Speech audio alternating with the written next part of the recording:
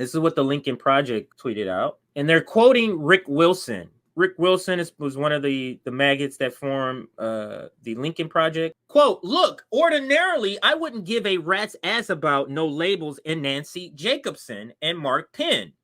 I wouldn't spend 15 seconds of my day thinking about it. But Donald Trump and Joe Biden are going to be in a neck-and-neck race. End quote. And this is from Rick Wilson. And this is part of an article. We'll get to it in a second. This one here from the American Bridge 21st Century. I believe this is a donor because I remember seeing them on Open Secrets as donations. Here's what we know. No Labels is a shameful Republican plot to steal votes from Joe Biden because they know they can't win on their own. And that is what I want to bring up. This first article here. They fear No Labels a lot. They really do fear No Labels because it's corporate donors. It's corporate people who know this game that's behind this. So this one, we'll read this headline here. The No Labels campaign to re-elect Trump. Watch out, America. Another harebrained attempt to put a third-party candidate on the presidential ballot is gaining steam. A scheme that risks putting Donald back into the Oval Office. And let me stop here because this idea, that everybody's on the same team against Trump getting in office, it's always framed that way. And I'm not on your team for getting, I'm on the team for not getting Trump or Joe Biden into the Oval Office. That's the team I'm on. But it's assuming facts and evidence. It's assuming a fact that's not there. There's like when they interviewed Cornel West, are you concerned that you may extract votes from Joe Biden to put down? No, because it's the same. It doesn't matter who's in there. But it's this idea that Donald Trump is the monster that everybody does not want in the White House. And that's just simply not true. It's Joe Biden and Donald Trump. For me, they're equally terrible for me. But let's read some of this article and continue. This one comes to us from the group No Labels, and it's potent campaign fuel. And that's why they're saying that, because they can get campaign fuel by truckloads of dark money, much of it from conservative donors and most of it hidden from public view. You mean like what the Democrats do in the primaries? Dark money, because they're the king of dark money, the Democrats. We've covered this. This is a dangerous stunt, and we've seen the damage. Here goes Jill Stein. This is a different article, not even talking about Jill Stein, but they bring her up. Jill Stein of the Green Party got just 1% of the vote in 2016, but it was enough to tip the election in favor of Donald Trump. Forget the fact that Hillary Clinton was a terrible candidate. Forget the fact that Hillary Clinton didn't go to some of these states. Forget all of that. Forget the fact that Gary Johnson had a 3 times the amount of votes than Dr. Jill Stein. Forget all of that. It was Dr. Jill Stein's fault. The numbers don't lie. Had Stein supporters voted Democrat, here's the part they're stating as a fact. Had Jill Stein supporters voted Democrat, Hillary Clinton would have won Pennsylvania, Michigan, and Wisconsin, enough to make her the first woman president in American history, which she should not be because she's terrible, awful, and a warmonger. Ralph Nader did the same favor for George W. Bush in 2020. In Florida and in New Hampshire, his vote total was enough to knock Al Gore from first place. Both he and Stein were warned, and both ignored the speed bumps and proceeded with their egotistical exercise that did such damage to the country. Now, No Labels is reading from the same sheet of music. Unlike Stein and Nader, they are presenting themselves as centrists. They are raising tons of money, and they have already secured ballot spots in Alaska, Arizona, that's going to be a battleground state. Colorado, that may be a battleground state. Oregon, Florida, that will be a battleground state. Nevada, possibly, and possibly North Carolina to a lesser degree. And this is why they're afraid. No Labels third party versus blue vote blue no matter who.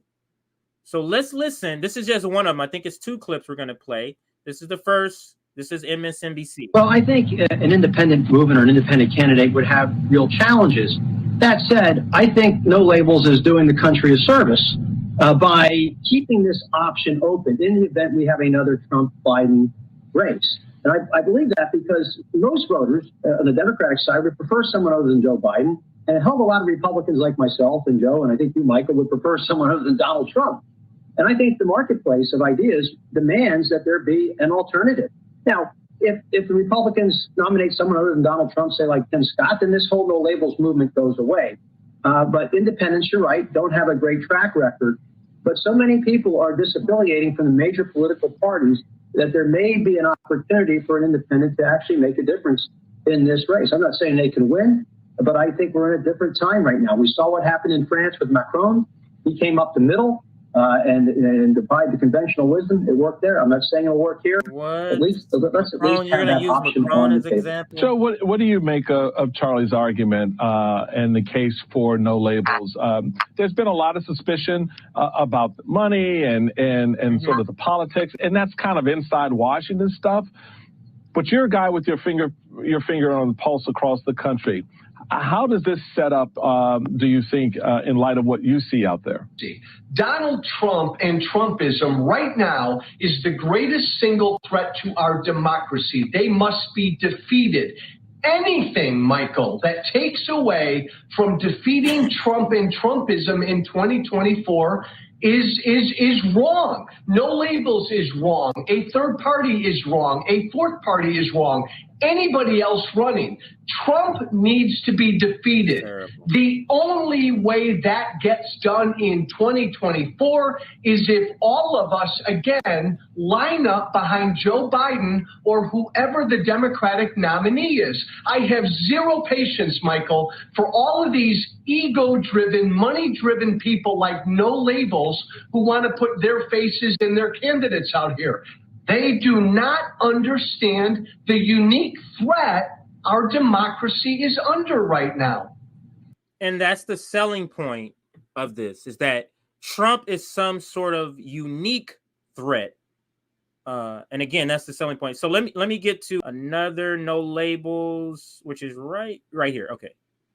Okay, this is a good one. So let's listen to this one. No Labels talk, or this is about MSNBC third-party candidates. Do you think that's an off-ramp for somebody like RFK Jr. if he knows that there's a strong, successful Biden first-term administration that he's had? He's got a good record to run on of wins, he being Joe Biden. Is that maybe where somebody like RFK Jr. goes? I think that's the plan. And I mean, you're seeing through, and No Labels still is trying to, is making noise that they are trying to get a candidate too. So I do think there are a lot of people who just want Biden not to get reelected because I think they know that Biden will have to address this Supreme Court problem and that maybe Biden will support the IRS and raise taxes. And I think a lot of these wealthy conservatives, taxes are their number one issue, and they don't really care about the collateral damage when it comes to rights and what happens to LGBTQ people and what happens to women and what happens. So I do think ultimately this is just a very craven ploy. But we saw a lot of that happen, though, because in 2016, there were a lot of people that justified their vote for Trump by saying, but look at my 401k. Right. It was my 401k argument that a lot of people that otherwise would have voted for Trump were saying, I'll support him. But now there are the infringement of individual rights that are held by not only Democrats, but by Republicans and independents as well.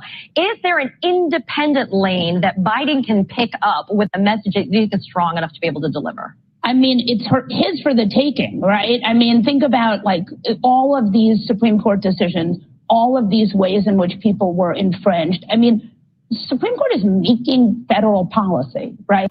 I mean, that's not how it's supposed to go. Outside of their lane, frankly. Right, way outside of their lane. And so I do think there's a real opportunity here for the Biden administration. Look, Biden has been underestimated at every point, right? At every point, from the Democratic primary in 2020 to now, he has been underestimated. So I wouldn't count him out. He's got smart people around him helping him, sort of make the right choices. I'm definitely not counting him out. In the latest NBC News national poll, Biden was ahead by Donald Trump by at least 4 points, which mirrors what happened back in 2020. Molly John Pass, my friend, thank you so much for being here. It's always so good to see you. Yeah, right. All right. So this is where we're going to start getting to some overlap.